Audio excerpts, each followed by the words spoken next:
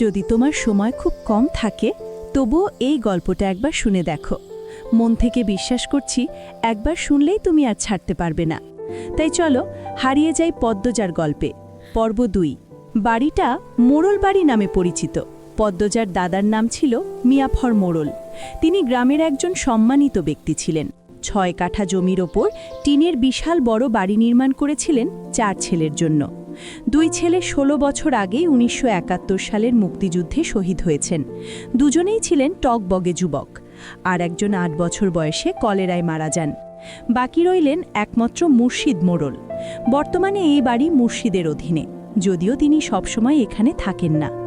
পুরো বাড়ির চারপাশ ঘিরে রয়েছে ঘন গাছপালা।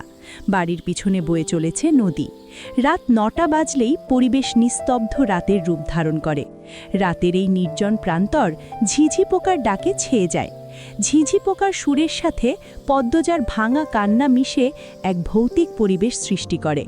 মনে হয় যেন কোনো আত্মা তার ইহজীবনে না পাওয়া কোনো বস্তুর শোকে এমন মৃত সুর ধরেছে। হেমলতা পদ্মজাকে টেনে পাশে বসান। পদ্মজা ডান হাতের উল্টো পিঠ দিয়ে চোখের জল মুছে হেমলতাকে বলল, মামা, সৌদিতে যাওয়ার আগের দিন আমাদের সবার দাওয়াত ছিল নানা বাড়িতে। খালামণি ভাই বোনেরা এসেছিল ঢাকা থেকে। যাত্রার লোক আসছিল স্কুলে, মনে আছে? আম্মা, সেদিন উঠোনে ধপ করে একটা আওয়াজ হয়। হেমলতা পদ্মজার কথা শুনতে শুনতে কেঁপে উঠলেন। পূর্ণা ও প্রেমা দরজায় কান পেতে রেখেছিল মা বোনের কথা শোনার জন্য। হঠাৎ কিছু পড়ে যাওয়ার আওয়াজ হতেই দুজন ভয় পেয়ে দরজা ঠেলে হুড়মুড় করে রুমে ঢুকে পড়ল। হেমলতা বড় মেয়ের সাথে গোপন বৈঠক ভেঙে দ্রুত পায়ে বারান্দায় এসে দাঁড়ালেন।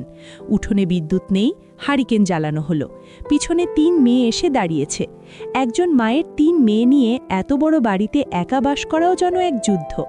হেমলতা গলা উঁচিয়ে প্রশ্ন করলেন, কে কে ওখানে? চিরপরিচিত কণ্ঠ। হেমলতার বিলম্ব হল না। তিনি ব্যস্ত পায়ে উঠোনে নেমে এলেন। গেটের পাশে মুর্শিদ মোড়ল পড়ে রয়েছেন। গায়ে চাদর, হাঁপড়ের মতো বুক ওঠানামা করছে, যেন দম ফুরিয়ে যাচ্ছে। হেমলতা ২ হাতে মুর্শিদকে আঁকড়ে ধরলেন। পদ্মজা, পূর্ণা দৌড়ে এলো। মুর্শিদের এমফিসিমা রোগ আছে। এ রোগে অল্প চলাফেরাতেই শ্বাসকষ্ট হয়, দম ফুরিয়ে যায়। শ্বাস নেওয়ার সময় গলার শিরা ফুলে ওঠে। ৩ মিলে মুর্শিদকে ধরে রুমে নিয়ে এলেন। মুর্শিদ এভাবেই হঠাৎ হঠাৎ বাড়ি ফেরেন, কখনো কাকডাকা ভোরে, কখনো নিশুতি রতে, কখনো কাঠফাটা রোদে। মুর্শিদ মোড়লের এই এমফিসিমা রোগ ধরা পড়ে ৭ বছর আগে। তার অ্যাজমা ছিল, ধূমপানের আসক্তি ছিল প্রবল, ফলে ফুসফুসের এই রোগ দ্রুত আক্রমণ করে। মুর্শিদ খানিকটা সুস্থ হয়ে রাত ১টার দিকে ঘুমালেন। পূর্ণা প্রেমার রুমে গিয়ে শুয়ে পড়েছে। পদ্মজা বারান্দার রুমে ঝিম মেরে বসে আছে। জানালার বাইরে চোখ, জ্যোৎস্না গলে গলে পড়ছে। কি সুন্দর দৃশ্য! পদ্মজার মন বলছে মা আসবে, তার খুঁজে পুরো ঘটনা শুনতে আসবেই। সত্যি তাই হলো। কিছুক্ষণ পর হেমলতা এলেন। আম্মা, বাতিটা নিভিয়ে দাও, বলল পদ্মজা। কণ্ঠ কাঁপছে।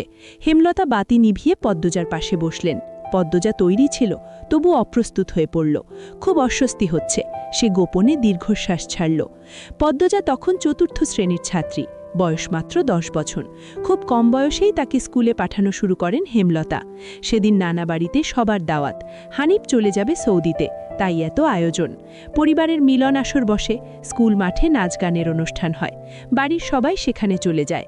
বাড়িতে থাকে শুধু পদ্মজা, বৃদ্ধ নানা আর হানিফ। পদ্মজা ঘুমেছিল, তাই বাকিদের সাথে যেতে পারেনি। ঘুম ভাঙতেই দেখে বাড়িতে কেউ নেই। মুর্শিদ হঠাৎ অসুস্থ হওয়ায় হেমলতা বাপের বাড়িতে উপস্থিত ছিলেন না। পদ্মজা বাড়ি থেকে বের হওয়ার উপক্রম করতেই কানে আসে হানিফের ডাক। পদ্মজা মিষ্টি করে হেসে মাথা নাড়ল। হানিফের লোলুপ দৃষ্টি তখন পদ্মজার সারা শরীর ঘুরে বেড়াচ্ছে। এইটুকু মেয়ের ফর্সা চামড়া বিকৃত মস্তিষ্কের হানিফকে যেন বড্ড টানে। আয় তো, আমার ঘরে আয়। সৎ সরল শিশুসুলভ পদ্মজা মামার ডাকে সাড়া দিল। সে শুনেছে মামা ভাগ্নে যেখানে আপদ নেই, অথচ সেদিন সে মামাকেই ঘোর বিপদ হিসেবে জানল। পদ্মজার রুমে ঢুকতেই হানিফ দরজা লাগিয়ে দিল। পদ্মজার মন কেমন করে উঠল। হানিফের অদ্ভুত চাহানি আর দরজা লাগানো দেখে ভয় লাগল। হানিফ কুৎসিত অঙ্গভঙ্গি করতে লাগল। পদ্মজার খুব খারাপ লাগছে, ভয় করছে। আয়, তোর লগে গল্প করি। হানিফ বিছানায় বসে পদ্মজাকে কাছে ডাকল। পদ্মজা কাছে যেতে সংকোচ বোধ করল। হানিফ পদ্মজার ডান হাত ধরে টেনে কোলে বসালো। তুই জানিস, তুই সবার থেকে বেশি সুন্দর। হানিফের প্রশ্ন পদ্মজার কানে ঢোকে না। সে মুচড়াতে থাকে কোল থেকে নামার জন্য। আপত্তিকর স্পর্শগুলো খুব খারাপ লাগছে, কাঁদতে ইচ্ছে করছে। মুচড়াস কেন? শান্তমতো বইয়া থাক, মামা মেলা থেকে সাজেনের জিনিস কিনা দিমু। হানিফ শক্ত করে দুহাতে ধরে রেখেছে। পদ্মজা কিছুতেই না বলতে পারছে না। মামা, আমি চলে যাব, কাঁদো কাঁদো হয়ে বলল। কই যাবি? মামার ধারে থাক, বলল হানিফ। হানিফের শক্ত হাতের স্পর্শ অস্বস্তি দিচ্ছে। স্পর্শকাতর জায়গাগুলো ব্যথায় বিচ্ছে। পদ্মজা কেঁদে উঠল, ভেজা কণ্ঠে বলল, বাড়ি যাব আমি, ব্যথা পাচ্ছি মামা। হানিফ হাতের বাঁধন নরম করে আদুরে গলায় বলল, আচ্ছা, আর ব্যথা দিব না, কাঁদিস না। পদ্মজা চট করে কোল থেকে নেমে পড়ল। হানিফকে তার আজরাইল মনে হচ্ছে। মায়ের কাছে সে আজরাইলের গল্প শুনেছে। আজরাইল যখন জান নিতে আসে শরীরে খুব কষ্ট হয়। এই মুহূর্তে ঠিক তেমনই অনুভব হলো। তাহলে হানিফ মামাই আজরাইল। পদ্মজা দরজা খুলতে পারবে না, ভীত কণ্ঠে অনুরোধ করল, মামা, দরজা খুলে দাও। কেন? আমি তোরে যাইতে কইছি? হানিফের কর্কশ ধমকে পদ্মজা কেঁপে উঠল, চোখ দিয়ে জল পড়তে লাগল। হানিফ জোর করে কোলে তুলে নিল। পদ্মজা কাঁদছে, ভয় লাগছে, বারবার বলছে, মামা, আমি বাড়ি যাব। হানিফের তাতে বিন্দুমাত্র ভ্রুক্ষেপ নেই। বাড়িতে কেউ নেই, বৃদ্ধ সৎবাবা কানে শোনে না। পদ্মজা হানিফকে কিল ঘুষি দিতে লাগল, সাথে জোরে কান্না। এভাবে কাঁদলে পাশের বাড়ির কেউ চলে আসতে পারে। হানিফের রক্ত টকবক করে উঠল উত্তেজনায়। সে দ্রুত ওড়না নিয়ে পদ্মজার মুখ হাত পা বেঁধে ফেলল। পদ্মজার দু চোখের পানি হানিফের চোখে লাগেনি। সে পৈশাচিক আনন্দ পাচ্ছে। সিগারেট জ্বালালো। খুব আনন্দ হলে তার সিগারেট টানতে ইচ্ছে করে। সিগারেট টানতে গিয়ে মাথায় নিষ্ঠুর ইচ্ছা এলো। নাক মুখ দিয়ে ধোঁয়া উড়িয়ে সিগারেট দু আঙুলে ধরে পদ্মজার বাম পায়ের তালুতে চেপে ধরল। পদ্মজা হাউ মাউ করে কেঁদে উঠল। হেমলতা দু হাতে শক্ত করে মেয়েকে বুকের সাথে জড়িয়ে ধরলেন। পদ্মজা কেঁদে কেঁদে বলল, আম্মা, তখন আমার খুব কষ্ট হচ্ছিল, দম বেরিয়ে যাচ্ছে মনে হচ্ছিল। আমি তোমাকে খুব ডাকছি আম্মা, তুমি আসোনি। পদ্মজার কথাগুলো হেমলতার বুক রক্তাক্ত করে দিল। এ যেন ১৯৭১-এর পাকিস্তানিদের নিষ্ঠুরতা। নিজের চোখে তিনি দেখেছেন তাদের অত্যাচার।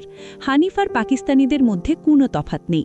হেমলতা নির্বাক, বাকরুদ্ধ, শুধু অনুভব করছেন বুকে পড়ে আদরের পদ্মজা হাউমাউ করে কাঁদছে, সর্বাঙ্গ কাঁপছে। হানিফকে ক্ষতবিক্ষত করতে হাত নিষ্পিসপিস হচ্ছে। সেদিন একটুর জন্য পদ্মজা ধর্ষণ হাতে রক্ষা পায়। বাড়ির সবাই ফিরে এসেছিল। পদ্মজা পোড়া স্থানের যন্ত্রণা সহ্য না করে অচেতন হয়ে পড়ে। বাকিটুকু আর বলতে হয়নি, হেমলতা জানেন। পদ্মজার গা কাঁপিয়ে জ্বর এলো। ২১ দিন বিছানায় ছিল। ততদিন হানিফ দেশ ছেড়ে চলে যায়। পদ্মজা ভয়ে লজ্জায় ঘটনাটি কাউকে বলেনি।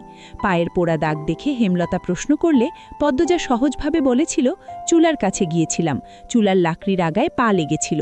কতটা যুক্তি দিয়ে সাজিয়ে রেখেছিল, মিথ্যে বলতে একটুও কাঁপেনি।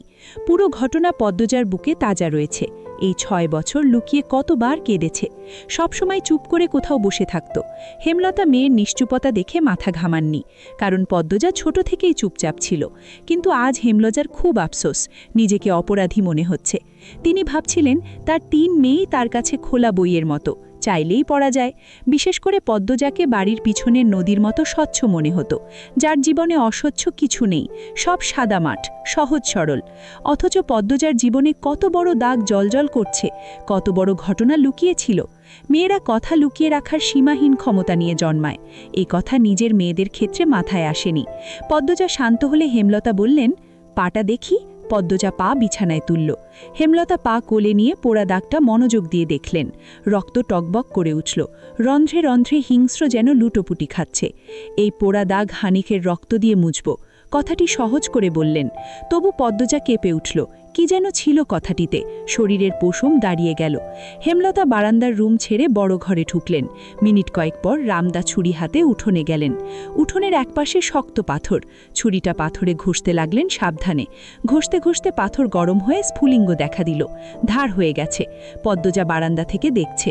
অজানা আশঙ্কায় বুক কাঁপছে। হেমলতা বারান্দা পেরিয়ে রুমে ঢুকতে যাবেন। পদ্মজা উৎকণ্ঠিত গলায় ডাকল, আম্মা। হেমলতা থামলেন। পদ্মজা বলল, আন্নার চাচার এক মেয়ে নিখোঁজ শুনছ? বড়দের মুখে। সেই মেয়ের ধর্ষক হানিফ, ধর্ষণের পর পুঁতে ফেলেছে। আনন্দপুরের এই একটা মানুষই এত নিষ্ঠুর। আমি তখন ঢাকায় পড়তাম, বাড়ি এসে জানতে পারি। আম্মার অনুরোধ আর কান্নায় সেদিন মুখ খুলিনি। এত বড় পাপ চেপে গেছি, সেই শাস্তি আমি ধীরে ধীরে পাচ্ছিলাম। আজ পুরোপুরি পেয়ে গেছি, আমার পাপের শাস্তি শেষ হয়েছে। হেমলতা কথা শেষ করে জায়গা ত্যাগ করলেন। প্রতিটি বাক্য ধারালো, মুখ দিয়ে যেন আগুনের স্থূলিঙ্গ বের হচ্ছে। পদ্মজার মস্তিষ্ক শূন্য হয়ে পড়ল। এই ছিল আমি পদ্মজা উপন্যাসের দ্বিতীয় পর্বের সমাপ্তি। তৃতীয় পর্বের জন্য চোখ রাখুন আমার চ্যানেল ইমানের ছায়ায়। সাবস্ক্রাইব করে সাথে থেকো। পরবর্তী পর্ব খুব শীঘ্রই নিয়ে আসব তোমাদের সাথে শেয়ার করতে। সেই পর্যন্ত ভালো থেকো। আল্লাহ হাফেজ।